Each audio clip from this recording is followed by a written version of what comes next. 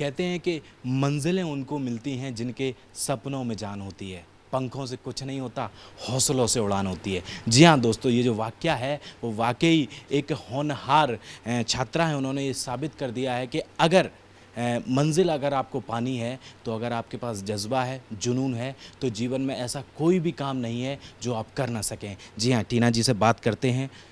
Madam, पहले तो बहुत बहुत बधाई हो आपको। शुक्रिया। ये जो पहली बार में ही टॉप भी किया आपने यूपीएससी, आखिर सारा कुछ कैसे हुआ, दिमाग में क्या चल रहा था? मेरी एग्ज़ाम अच्छी हुई थी तो मेरे को इतना कॉन्फिडेंट था कि शायद लिस्ट में नाम आ जाएगा, बट मैं रैंक 1 लाऊंगी ये तो मैंने कभी सोचा नहीं था और मुझे अभी भी लगता है कि मैं एक सपना जी रही हूँ। तो मैं बहुत खुश हूँ, पर मेरे लिए एट द सेम टाइम बिल्कुल मुझसे माना ही नहीं जा रहा कि अच्छा ऐसा कुछ हो गया। वो तैयारी कब से चल रही है? बचपन से ही सोचा था इस बारे में या फिर कुछ और बाई चांस हो गया?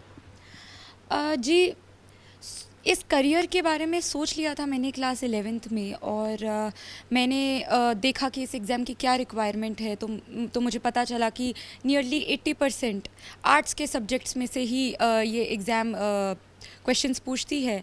तो मैंने क्लास 11th में 2 महीने साइंस स्ट्रीम लेने के बाद ह्यूमैनिटी स्ट्रीम ली। तो उस प्रकार से थोड़ी शुरुआत कर दी थी कि इस एग्ज़ाम की जो प्रिपरेशन है उसकी थोड़ी फाउंडेशन बन जाए। बट कॉलेज से निकलने के बाद 1 साल मैंने पूरी फोकस से मेहनत करी और फिर एग्ज़ाम दिया। तो प्रॉपर प्रिपरेशन तो आफ्टर कॉलेज ही हुई मेरी। कॉलेज की बात करें तो वहाँ भी मोर देन 90% आपके मार्क्स रहे हैं। तो आखिर क्या सब्जेक्ट हैं, अगर इस फील्ड में कोई भी जाना चाहता है, सफलता जी जी पाना जी। चाहता है, तो सब्जेक्ट का क्या सीन रहता है? मतलब कुछ एक्स्ट्रा मार्क्स या हिस्ट्री कोई लेता है, कोई साइंस के थ्रू जाता है, तो जी आखिर जी जी। वो थोड़ा-सा दर्शकों को बताइए। जी, बात ऐसी है कि सिविल सर्विसेज मेंस एग्जामिनेशन में ऑप्शनल 500 मार्क्स का होता है, और क्योंकि 500 मार्क्स कोई मजाक तो है नहीं, काफ़ी ज़्यादा मार्क्स हैं, तो ऑप्शनल किसी भी छात्र को बहुत ही सोच समझ के लेना चाहिए, और वो सब्जेक्ट लेना चाहिए जिसमें उसकी रुचि हो, क्योंकि जो पढ़ाई करनी पड़ती है वो नियरली ग्रेजुएशन की तरह होती है। तो जब इतनी पढ़ाई करनी होती है और अगर रुचि ना हो तो बहुत कठिन हो जाता है सफ़र।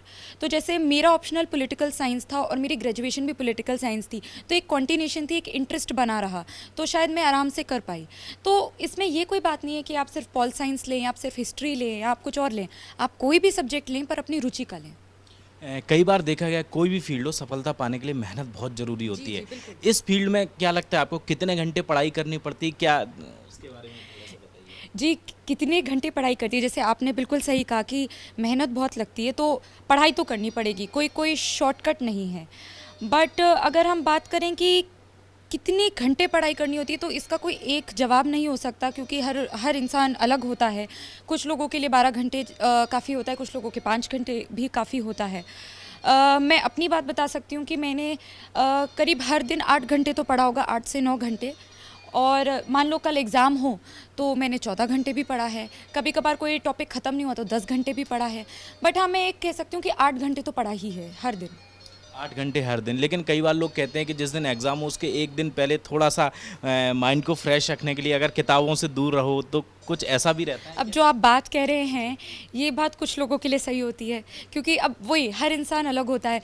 बट अब जैसे मैं हूँ, तो मुझे तो बड़ा टेंशन हो जाता है कि कल भाई एग्ज़ाम है, कुछ ऐसा ना हो कि आंसर इसलिए नहीं आए क्योंकि जस्ट रिवाइज़ नहीं किया था। क्योंकि क्या होता है कि रिवीजन बहुत इंपॉर्टेंट होता है एग्ज़ाम के पहले। पढ़ा तो सबने होता है, बट रिवीजन होता है तो ही आप उस टाइम समझ पाते हो अच्छा क्या सही है क्या गलत है। तो ये रिग्रेट ना रह जाए कल कि अरे पता तो था बट बस क्योंकि रिवाइज़ नहीं किया तो हम वो आंसर नहीं कर पाए।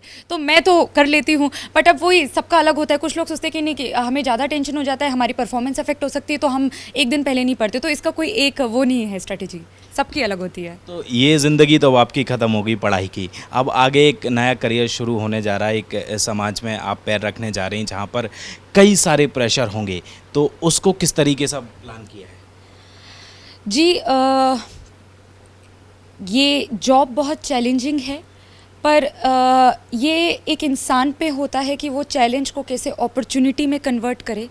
अगर कोई भी सिविल सर्विसेज करना चाहता है तो मुझे लगता है कि वो इतना तो सोच के आता ही है कि आप समाज के लिए काम करने वाले हैं, तो वो प्रवृत्ति तो पहले से बन ही जाती है।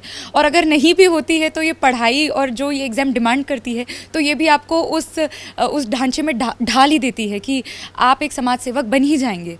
तो ये चुनौतीपूर्वक है तो जॉब पूरी, बट मैं इसे एक अपॉर्चुनिटी के लिए की तरह देखूंगी और एक अपॉर्चुनिटी समझकर अपने एंड पे मुझसे जो बन पाएगा मैं अपना कंट्रीब्यूशन देना चाहती हूँ, क्योंकि मुझे ऐसा लगता है कि लाइफ में अगर कोई खुशी सबसे ज़्यादा होती है तो वो यही है कि जब दूसरे आपको एक एग्जाम्पल माने, जब दूसरे आपसे खुश हों और आपको वो इज़्ज़त दें।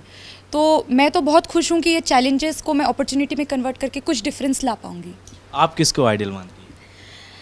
मैं किसको आइडियल मानती हूँ? खैर मैं तो अपने घर से शुरुआत करूँगी कि मैं अपनी मम्मी को अपना आइडियल मानती हूँ, क्योंकि उन्होंने मेरे लिए लाइफ में बहुत सैक्रिफाइसेस करे और एक एग्जाम्पल सेट करा कि अपने एंड पे सैक्रिफाइस करके आप कितनी दूसरे लोगों की लाइफ बना सकते हो। और मैं भी कुछ ऐसा ही करना चाहूँगी अपनी तरफ से। फॉर इंस्टेंस मेरी मम्मी ने अपनी जॉब छोड़ी, अपने एम्बिशंस छोड़े, जिससे वो मेरे एम्बिशंस बना पाएँ और मुझे इस मुकाम पर पहुंचा पाएँ। तो यही एग्जाम्पल देके कि मैं आगे अपनी लाइफ में कुछ ऐसे सैक्रिफाइसेस कर पाऊँ कि मैं दूसरों की लाइफ बेटर बना पाऊँ। आपने चुनौतियों की बात की, तो अगर देखा जाए तो हर राज्य में अलग अलग सरकारें हैं। आपने देखा हुआ कई बार ऐसा होता है कि अधिकारियों के ऊपर पॉलिटिकल दबाव होता है और अधिकारी आईएएस ऑफिसर जो होते हैं वो अपने हिसाब से काम नहीं कर पाते हैं। तो उस प्रेशर को किस तरीके से हैंडल करेंगी? जो बात रही पॉलिटिकल प्रेशर की, तो ये हर स्टेट में है और ये एक ऑफिसर के ऊपर है कि वो कैसे बैलेंस बना के चले पॉलिटिकल प्रेशर और अपने खुद के काम के प्रति। ये काफ़ी बार मुश्किल हो जाता है, जितना मुझे सुनने में आया। अब तो मैं जब जाऊंगी तब मैं खुद महसूस करूंगी, तब अभी मुझे इतना नहीं पता, बट जितना मैंने सुना है। बट मुझे लगता है कि ये एक ऑफिसर के खुद पे है कि वो कैसे से बैलेंस करता है। और मुझे पूरा विश्वास है कि अगर आपके पास एक डिटर्मिनेशन है कि नहीं हम अपनी जिम्मेदारी अपने एंड पे पूरे अच्छे से निभा पाएंगे, तो ये बैलेंस हो जाएगा। आपके दिमाग में फ़िलहाल कोई एक ऐसा मुद्दा है जो पहुंचकर वहां पर समाज के लिए बदलाव करना चाहेंगी या फिर उस मुद्दे के लिए एक मुहिम की शुरुआत करना चाहेंगी? जी, पहला तो ये है कि जिस जॉब के लिए मैं जा रही हूँ उसका सबसे बड़ा जो रिस्पॉन्सिबिलिटी होती है वो ये होती है कि जो भी सरकार की नीतियाँ हैं उसे हम बहुत ही एफिशिएंटली, बहुत ही प्रॉपरली इम्प्लीमेंट करें ग्राउंड लेवल पे। तो मेरा सबसे पहला फोकस तो यही होगा कि मैं अपनी रिस्पॉन्सिबिलिटी पूरी सिंसेरिटी और पूरी एफिशिएंसी के साथ निभा पाऊँ। और अगर बात कही जाए कि अगर मैं किसी पर्टिकुलर सेक्टर में फ़ोकस करना चाहूँ, तो एक महिला होने के नाते मैं महिला मुद्दों पर फोकस करना चाहूँगी, क्योंकि ये एक ऐसी चीज़ है जो बिल्कुल दिल को छूती है। बट ओवरऑल मेरी जो भी रिस्पॉन्सिबिलिटीज़ हैं जो एक सिविल सर्वेंट की होती हैं, प्रायोरिटी तो यही रहेगी कि मैं अपनी जिम्मेदारी बहुत अच्छे से कर पाऊँ और अपने डिस्ट्रिक्ट वालों को खुश रख पाऊँ। अब एक बात बताइए कि आने वाले समय में कई ऐसे लोग हैं जो इसमें आगे बढ़ना चाहते हैं, उनके लिए क्या मैसेज देना चाहेंगी या फिर कोई ऐसा आपका क्या गुरु मंत्र रहा है इसमें? मैं तो यही मैसेज देना चाहूँगी जो भी इस एग्ज़ाम के लिए प्रिपेयर कर रहे हैं या करना चाहते हैं कि ये एग्ज़ाम बहुत डिमांडिंग है। करीब आपका 1 साल लग जाता है अच्छे से प्रिपेयर करने में ही, और अगर काफ़ी बार लोगों का क्लियर भी नहीं हो पाता तो और भी साल लग जाते हैं। तो सबसे पहली बात तो पेशेंस रखें और होप ना खोएं, क्योंकि ये एग्ज़ाम वाकई एक बहुत बड़ा स्ट्रगल है। और मैं फॉर्चुनेट हूँ, मैं गॉड का ग्रेस मानती हूँ कि मैं ये कर पाई, बट मैं ये खुद जानती हूँ कि कितना कठिनाई पूर्वक एग्ज़ाम है। तो एकदम होप ना खोएं, पेशेंस रखें। और अगर मैं कुछ एडवाइस कर सकती हूँ तो यही करना चाहूँगी कि इसमें हार्ड वर्क बहुत लगता है, तो एक कंसिस्टेंट हार्ड वर्क रखें, डेली हार्ड वर्क करें। ये एक दिन की बात नहीं होती कि एक दिन पढ़ लिए, आपको हर रोज़ पढ़ना पड़ेगा। जितना ये एग्ज़ाम डिमांड करती है उतना करना पड़ेगा, आपको अपना 100% देना ही पड़ेगा। अब एक आखिरी सवाल, आपकी इस लाइफ में कई लोगों ने सपोर्ट किया होगा, लेकिन अगर एक इंसान का नाम लिया जाए तो वो किसको क्रेडिट देना चाहिए? मैंने तो कहा मेरी रोल मॉडल मेरी मम्मी है। मैं अपना पूरा क्रेडिट अपनी मम्मी को ही देना चाहूँगी, क्योंकि आप उस व्यक्ति को नहीं भूल सकते जो दिन रात आपके साथ है, जो आपका हौसला बनाए बैठा है और बोले जा रहे नहीं बेटा करो करो, कोई नहीं, अपसेट मत हो, आप अपने एंड पे करते जाओ, जो गाइड करे, जो ग्रूम करे, उसको कभी भूला नहीं जा सकता।